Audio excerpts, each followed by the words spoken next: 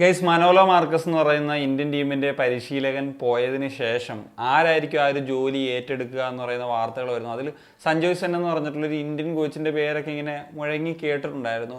അതിന് പിന്നാലെ സ്റ്റീഫൻ കോൺസ്റ്റന്റൈൻ്റെ പേരുകളും അവിടുന്ന് വിടുന്നു. ഭയങ്കര റിലയബിൾ സോഴ്സിൽ നിന്നല്ല ഇങ്ങനെ ഒരു കേൾക്കുന്നുണ്ട്. അപ്പോൾ കോൺസ്റ്റന്റൈൻ ഉണ്ടായിരുന്ന സമയത്ത് നമുക്കറിയാം ഒരുപാട് വിമർശനങ്ങൾ നേരിട്ടിട്ടുള്ളൊരു പരിശീലകനാണ്. ഇപ്പം ഞാനൊക്കെ അടക്കം 5-6 വർഷങ്ങൾക്ക് മുൻപേ ആണ് അദ്ദേഹം ഇവിടുത്തെ പരിശീലനമായിട്ടുണ്ടായിരുന്നത്. 2015 മുതൽ 2019 വരെയുള്ള കാലയളവിൽ.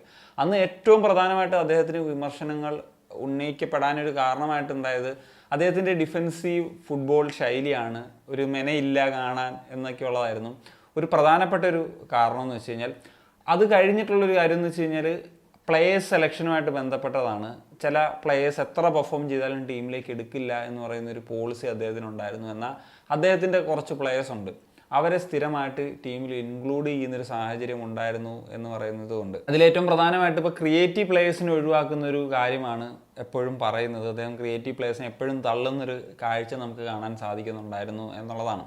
ഇപ്പോൾ 6 വർഷമായി അദ്ദേഹം പോയിട്ട്. 6 വർഷങ്ങൾക്ക് ഇപ്പുറം അദ്ദേഹത്തിൻ്റെ ഭാഗത്തും കുറേയൊക്കെ ശരികളുണ്ട് എന്നുള്ളത് നമ്മൾ മനസ്സിലാക്കേണ്ടിയിരിക്കുന്നു എന്നുള്ളതാണ്. കാരണം അന്നത്തെ ഒരു കാര്യം, അന്ന് എനിക്ക് തോന്നുന്നു യൂട്യൂബൊക്കെ വന്നതിന് ആ ഒരു സമയത്തൊക്കെയാണ് ഈ പറഞ്ഞ കോൺസ്റ്റന്റൈനൊക്കെ പോകുന്ന സാഹചര്യം ഉണ്ടായത്, മാസങ്ങൾക്ക് ഇപ്പുറം.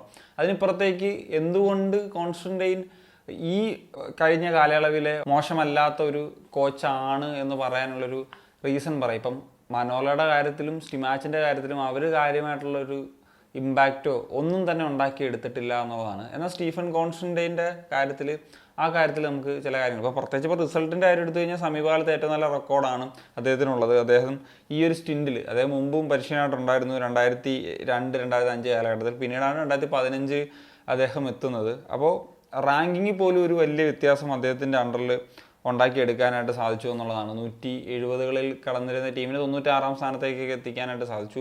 റിസൾട്ട് വൈസ് നോക്കുന്ന സമയത്ത് 43 മത്സരങ്ങളിൽ 22 വിജയവും 9 സമനിലയും 12 തോൽവിയും 51% അദ്ദേഹത്തിൻ്റെ ഒരു വിന്നിങ് പെർസെൻറ്റേജ് എന്ന് പറയുന്നത്. പലർക്കും പറയാം വിജയിച്ചിരുന്നത് ബംഗ്ലാദേശിനെതിരെയും നേപ്പാളിനെതിരെയും അഫ്ഗാനിസ്ഥാനെതിരെയും ഒക്കെ ആണ് എന്നുള്ളത്. അതല്ലാത്ത ചില വലിയ നേഷൻസിനെതിരെയും ജയിച്ചിട്ടുണ്ട് റാങ്കിങ് മുകളിലുള്ള.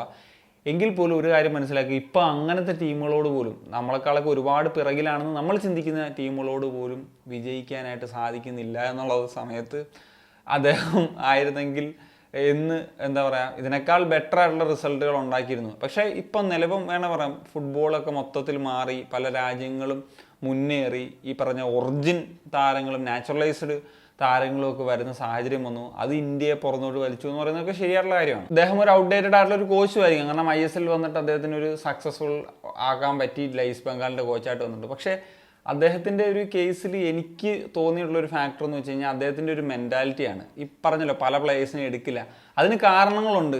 അദ്ദേഹം ഒരു ആറ്റിറ്റ്യൂഡ് കാണിക്കുന്ന പ്ലേയേഴ്സിനൊന്നും ഒരിക്കലും എടുക്കില്ല. നാഷണൽ ടീം കളിക്കുമ്പോൾ ആ മെൻറ്റാലിറ്റി കാണിക്കുന്ന പ്ലേയേഴ്സിനെ മാത്രമേ അദ്ദേഹം ഉൾപ്പെടുത്താനായിട്ട് റെഡി ആവുകയുള്ളൂ എന്നുള്ളതാണ്. ഇപ്പം ആ സമയത്ത് അദ്ദേഹത്തിൻ്റെ ടീമിൽ കളിച്ചിരുന്ന പ്ലേയേഴ്സിൻ്റെ കാര്യം തന്നെ നമുക്ക് നോക്കാം. അപ്പോൾ സന്ദേശ് സിംഗൻ, അനസ്, പ്രീതം കോട്ടാൽ, നാരായൺ ദാസ്, മിഡ്ഫീൽഡിൽ പ്രണോയ് ഹെൽഡർ, അനിരുദ്ധ് താപ്പ, റൗളിം ബോർജസ്, ആഷിഖ് കുര്യൻ, ഹാലിച്ചർ നർസറി, ജാക്കി ചന്ദ്, ജെ അങ്ങനെയൊക്കെയുള്ള പ്ലേയേഴ്സിൻ്റെ കാര്യമൊക്കെ എടുത്തു കഴിഞ്ഞാലും അവർ ആ ഒരു കമ്മിറ്റഡ് ആയിട്ടുള്ള പ്ലേയേഴ്സ് ആയിരുന്നു എന്നുള്ളതാണ്. ആ ഒരു ആറ്റിറ്റ്യൂഡ് ഇപ്പം നിലവിൽ അവരെക്കാളൊക്കെ ഒരുപാട് ടെക്നിക്കലി മുമ്പിലാണെന്ന് പറയുന്ന താരങ്ങളുടെ ഭാഗത്തു നിന്നില്ല എന്നുള്ളതാണ്. പിന്നെ കോൺസ്റ്റന്റൈൻ ചെയ്തിരുന്നൊരു രീതിയായിരുന്നു ഈ യങ്സ്റ്റേഴ്സിനെ അവരൊരു ഹൈ ലെവലിൽ എത്തുന്നതിന് മുമ്പ് അവരെ പിക്ക് ചെയ്ത് നാഷണൽ ടീമിലേക്ക് കൊണ്ടുവന്ന് ഉള്ള രീതി. അതിൽ നമുക്ക് പറയാൻ പറ്റുന്ന ചില നെയിംസാണ് ലാലുംസാല ചാങ്തയും മൻവീർ സിംഗും അതുപോലെ ആഷിഖ് കുര്യൻ്റെ ഒക്കെ പേരുകൾ. അവരിപ്പോൾ എങ്ങനെയെന്നുള്ളത് പറയത്തില്ല, പക്ഷെ ഒരു സമയത്ത് അവർ കോൺട്രിബ്യൂട്ട് ചെയ്തിട്ടുള്ള പ്ലേയേഴ്സാണ്. അതിൽ ഫ്ലോപ്പായി പോയിട്ടുള്ള പ്ലേയേഴ്സ് ഉണ്ട്, വേറെ കാര്യം. അത് അങ്ങനെ സംഭവിക്കാമല്ലോ, അതിന് 2 സൈഡുകളുണ്ട് എന്നുള്ളതാണ്. അപ്പം ഞാൻ പറഞ്ഞു വരുന്നത് ഇതല്ല, ആറ്റിറ്റ്യൂഡ് എന്ന് പറയുന്നൊരു ഫാക്ടർ, അതായത് നമ്മുടെ നാഷണൽ ടീം കളിക്കുമ്പോഴത്തേക്കും ആ ഒരു മെൻറ്റാലിറ്റി കാണിക്കുക എന്ന് പറയുന്നൊരു ഫാക്ടറും വളരെ ഇമ്പോർട്ടൻ്റ് ആണ് എന്നുള്ളത് റീസെൻ്റ്ലി കഴിഞ്ഞ ഒരു 5-6 വർഷത്തിൽ നമുക്ക് മനസ്സിലായിട്ടുള്ളൊരു കാര്യമാണ്. പക്ഷേ എത്ര മോശം ഫുട്ബോളാണ് ഇങ്ങരുടെ അണ്ടറിൽ കളിച്ചെങ്കിലും ആ ഒരു സംഭവം നമുക്ക് ഉറപ്പായിരുന്നു. അപ്പം ഞാൻ ആഗ്രഹിക്കുന്നത് പുള്ളിയെ തിരിച്ചു കൊണ്ടുവരണമെന്നല്ല, ഈ ഒരു മെൻറ്റാലിറ്റി ഉള്ള ഇന്ത്യൻ ഫുട്ബോളിനെ അറിയാവുന്ന പ്ലേയേഴ്സിനെ അറിയാവുന്ന ഒരു പരിശീലകൻ വരണം എന്നുള്ളതാണ്. സോ എപ്പോഴും പറയുന്നു, നാഷണൽ ടീമിൻ്റെ കോച്ച് മാറിയത് കൊണ്ടൊന്നും ഡ്രാസ്റ്റിക്കായിട്ടുള്ള ചേഞ്ചസ് ഉണ്ടായില്ല. പല കാര്യങ്ങളുണ്ട്. പക്ഷേ നമുക്കിപ്പോൾ പറയേണ്ടത് സീനിയർ ടീമിൻ്റെ കാര്യം ആയതുകൊണ്ട് അത് മാത്രം പറയുന്നു എന്നുള്ളത് മാത്രം. So that's it guys. അപ്പോൾ നിങ്ങളുടെ ഒപ്പീനിയൻസ് എന്താണ് തീർച്ചയായിട്ടും കമ്പോസിറ്റ് മറ്റേ കൺഷൻ സൈനിക.